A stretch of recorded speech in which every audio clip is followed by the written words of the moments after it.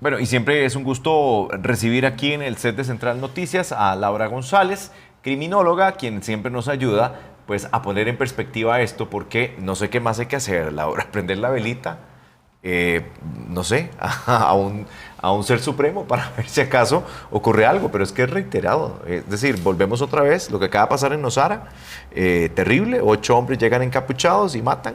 Y bueno, bandas rivales que se siguen peleando y siguen causando terror. ¿Qué podemos hacer? Bienvenida. Buenas noches, don Douglas, y buenas noches a todos los estimados televidentes, toda la audiencia.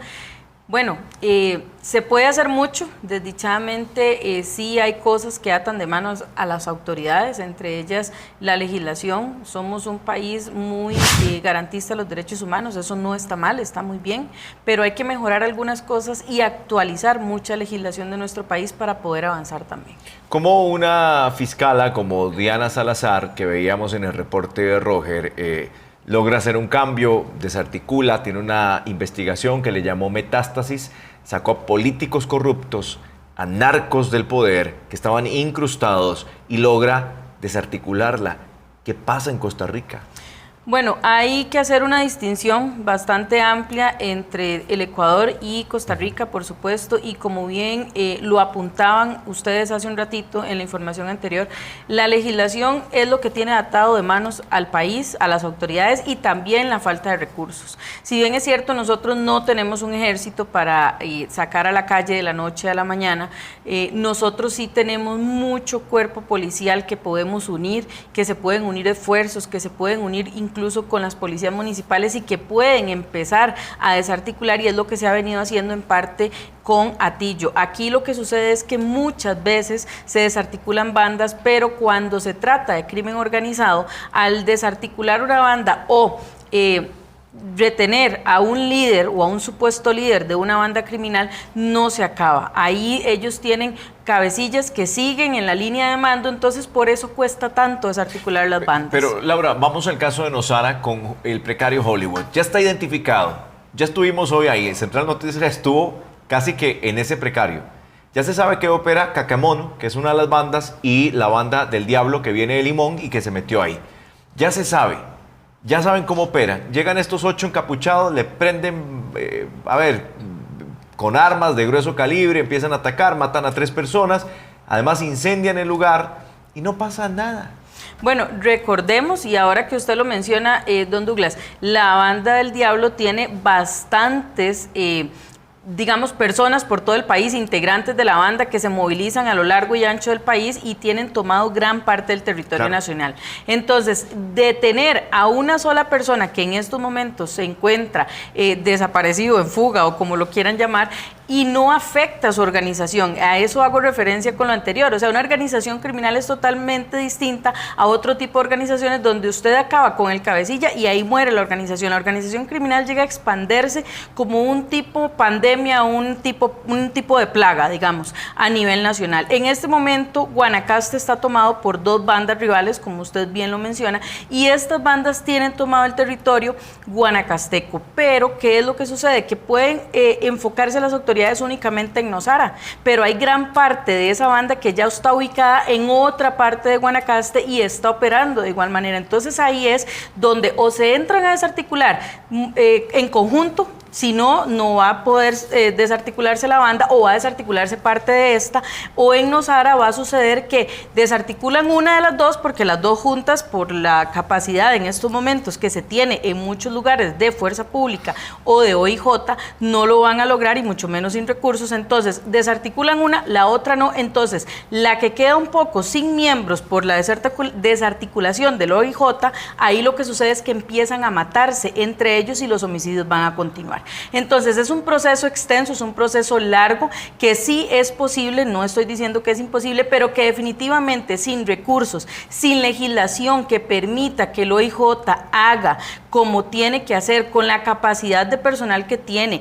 Nosotros como organismo de investigación judicial, como país en sí, hemos sido ejemplo en gran parte de Latinoamérica de la forma de las investigaciones que se han hecho, pero desdichadamente las investigaciones llegan a un tope donde ya no se puede pasar de ahí por la razón de que la legislación no lo permite, y ahí empieza un tipo de burocracia, por decirlo de alguna manera, en cuanto a las investigaciones, y se llega a un techo en el que ya empieza a ir más lento y hay que hacerlo de forma distinta. Entonces, desarticular una de las dos bandas sí se puede hacer, pero tienen ellos que tener la capacidad instalada de funcionarios, la capacidad monetaria también para hacerlo. Recordemos cuando estuvieron en Limón, que estuvieron desarticulando o debilitando algunas bandas. Algunas estructuras, pero más que todo yo diría debilitando. Desarticularlas en su totalidad es muy complicado, es muy difícil, siempre van a tener una en una provincia, otra en otra provincia, y ya está tomado gran parte del territorio nacional. Entonces aquí hay cosas que cambiar, y como lo hemos dicho en otras ocasiones, pues hay que pasar de las palabras a los hechos en muchos aspectos y dotar de recursos a los cuerpos policiales definitivamente. Es que ese es el gran tema. Estamos claros que es un tema de recursos, pero plata hay. Es decir, nadie puede decir que no hay plata. De repente, además, la discusión es si se le va a vetar ahora el proyecto para sacar al organismo de investigación judicial de regla fiscal, ¿verdad? De algunos puestos que se requieren de empleo único, de salario único, sacarlos y que pueda el OIJ maniobrar. Pero entonces la discusión es, no, es que Fuerza Pública no tiene plata, no, es que el OIJ tiene un poquito más. Entonces entramos en una discusión que yo digo, mi madre, y mientras esas discusiones se dan, seguimos viendo lo que usted ve en la pantalla. Entonces, Laura, ¿cómo por la experiencia de otros países uno entiende las diferencias de Ecuador con Costa Rica, uno entiende las diferencias de El Salvador con Costa Rica, pero no es cierto que también es importante la toma de decisiones? Así es, totalmente de acuerdo, la toma de decisiones es esencial, y cuando se está en una emergencia como la que estamos a nivel nacional, donde ya definitivamente no se puede transitar tranquilo, no solamente en la capital, no solamente en Punta Arenas, no solamente en Limón, en todo lado.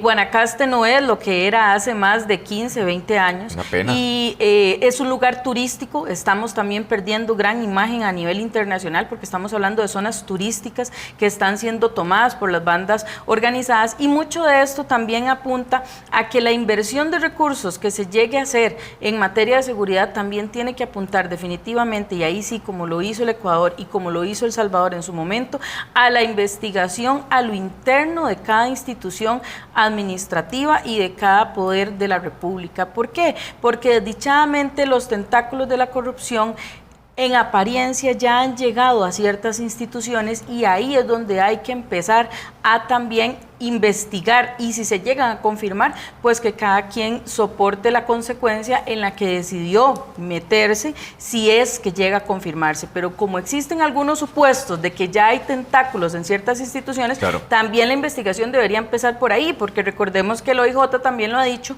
que ellos han tenido filtración de información a la hora de hacer un allanamiento, y eso no puede estar sucediendo, porque entonces el recurso que se va a malgastar y que no va a ser bien invertido, cuando dentro de la misma o del mismo Poder Judicial o la misma policía, pues existe alguien que ya llega a decir la información antes de que suceda, y ahí perdemos autoridad como Estado y como país y como fuerza policial definitivamente. Y usted menciona algo y de verdad es una de mis zonas favoritas, Nosara, siempre lo he dicho, en todo lado que voy sobre Embajador soy nosareño. Dicen que el que se va al río Nosara y se baña se vuelve nosareño, eso me pasó a mí, entonces soy nosareño, digamos por elección, porque además me parece que es de gente buena, trabajadora, como sucede en la ruralidad de nuestro país, y me parece una ingratitud que se genere una imagen de inseguridad cuando hay gente tan esforzada que depende del turismo, y que si no tienen esa fuente de ingresos, sencillamente va a venir un narcotraficante, les va a endulzar el oído, y ¿qué hace la gente? Pues a la falta de comida y de recursos, pues buscan la primera actividad que les ofrezcan. Y eso hay que cuidarlo. Laura, y finalmente, porque es un tema que yo sé que es reiterativo, pero en este contexto, este trabajo de contención, ¿cómo debería estar planificándose? Es decir, si ya tenemos, usted lo dice, varios miembros de las bandas por todo el país y la fuerza pública se dedica solo a un lugar, pues entonces descuida el resto. Pero entonces, ¿cuál es? Yo es que, y perdón que me ría, pero es que me da, no sé, es como una risa de frustración, porque entonces, ¿qué hacemos?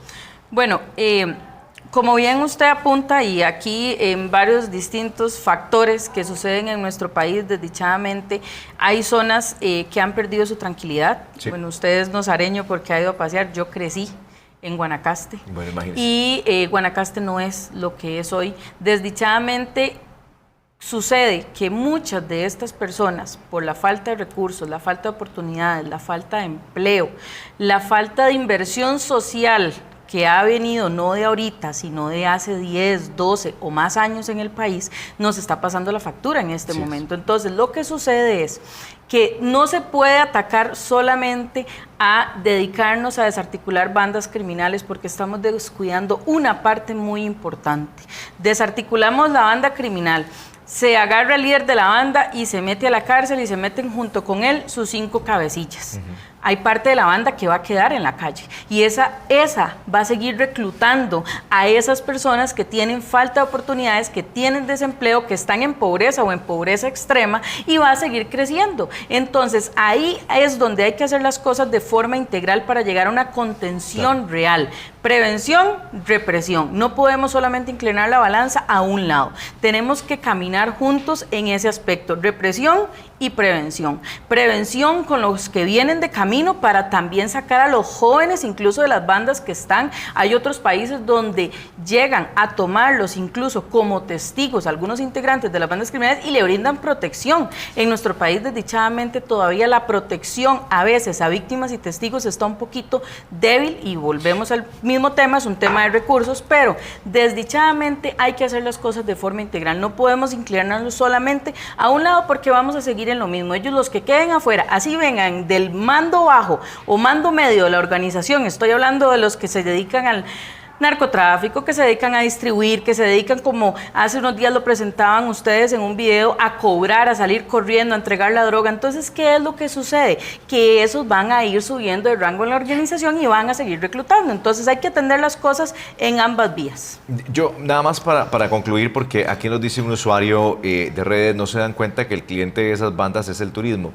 No, claro que eso es una realidad, porque se ha vendido droga en este país, yo creo que no sé hace cuánto. Digo, estaba yo chiquillo y mire que ya unos lustros atrás, y por supuesto que le llegaban a poner a uno la marihuana, la cocaína y todo ese tipo de drogas. Y es que uno, pero el tema es que uno elegía, y yo creo que ahí es un tema, uno elegía no consumir las drogas, uno elegía porque le decían esto es terrible, y ciertamente lo era, y lo es. Pero con un turismo, con una industria creciente, el turista viene, si consume, se va. Pero el tema es que la droga también se está quedando en Costa Rica. Y ese es un problema enorme, porque entonces la logística de estos delincuentes cambió tremendamente hace 20 años hacia acá, Laura. Bueno, don Douglas, y usted lo apunta muy bien. ¿Por qué hace algunos años se tenía esa conciencia o ese valor de decir la droga destruye la vida del ser humano? Claro. Porque existían en los centros educativos programas preventivos, existían en las comunidades programas preventivos. ¿Qué sucedió en 2019, principios de 2020? Se quitó el programa DARE de las instituciones públicas. Entonces ahí perdimos mucha cancha. Al no tener programas educativos, preventivos en las escuelas, en los colegios, en la comunidad, no existe esa conciencia en los niños, en los jóvenes de ahora, y se los venden muy fácil, se los venden como un negocio muy simple de obtener dinero, o más allá de eso, se los venden como la moda, o simplemente, como dirían ellos coloquialmente, pues para hacer el ridículo un ratito en una fiesta y no va a pasar nada. Sí. No miden las consecuencias de cómo las van a medir si los programas preventivos no existen. Recordemos que de la segunda a la tercera etapa de un narcoestado está el quitar los programas educativos de las distintas instituciones de un país, y eso fue lo que pasó en 2019, 2020 acá en el país, tristemente. Entonces esa conciencia, ese valor moral también se ha perdido en sobremanera en nuestro país a razón de eso. Bueno, Laura, le agradezco siempre el conocimiento que usted nos aporta en estas entrevistas, porque yo creo que a la gente hay que hablarle con toda claridad, pero también no podemos tapar el sol con un dedo. Es decir, o sea, esto ya hay que enfrentarlo, hay que tomar decisiones. Es que yo no veo otra manera. Bueno, si hay que construir una megacárcel, pues construya la megacárcel para meter a todos estos delincuentes ahí. Es que, ¿qué hace uno como costarricense? A ver, ¿qué hace uno? Pensar en todo el marco jurídico, que sí, hay que respetarlo. No digo que no, los derechos humanos hay que respetarlos, pero ¿quién respeta los derechos de las víctimas que hoy lloran, familias enteras, porque pierden a mucha gente producto del narcotráfico, del sicariato, de toda esta actividad criminal? Es un tema para reflexionar. Vamos a comentar o leer algunos de los comentarios que ustedes nos hicieron llegar a través de las plataformas digitales. Siempre es importante, siempre lo hacemos. En mi barrio cobran peaje, es el hashtag que estuvimos pues presentándoles. Así que aprovechando que Laura está acá, vamos a leer algunas de las opiniones que me parece siempre importante. Dice Jorge Martínez: para que sea efectiva la Asamblea Legislativa debe imponer penas más fuertes a estos delitos. Bueno, un tema que se ha discutido desde hace buen rato, ¿verdad? Sí, correcto. Aldo Alvarado dice: debería haber un fuerte castigo para ellos, pero lo que más me intriga de todo es que la fuerza pública, según la fuerza pública, ellos fueron y no encontraron nada normal. Bueno, pero sí llegan y detienen a manifestantes que no tienen agua. Entonces, llegaron así.